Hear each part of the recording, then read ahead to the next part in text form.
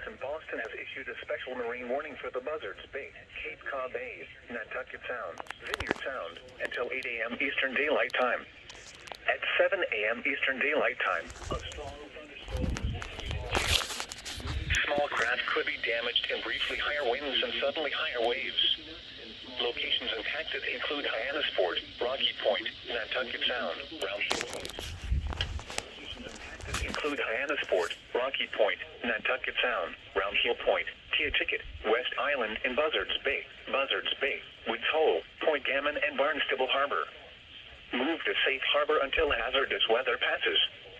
Frequent lightning is occurring with this storm. If caught on the open water, stay below deck if possible. Keep away from ungrounded metal objects.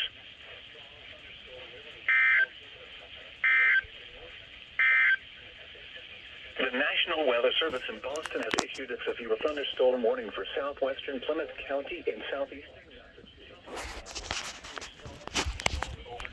or near Norwood, moving northeast. All right, that was a good catch. At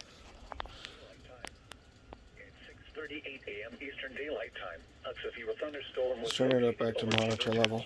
Bristol, moving northeast at 20 Pilgrim EAS will be back with more alerts as they come.